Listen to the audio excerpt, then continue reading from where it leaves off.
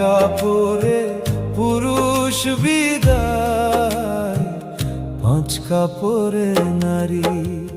শূন্য হাতে এসেছিলাম, শূন্য হাতে যাব, 3.5 হাত মাটির ঘরেই ঠাঁইটুকু শুধু পাবো রে। 3 কাপড়ে পুরুষ বিদায়, 5 কাপড়ে নারী।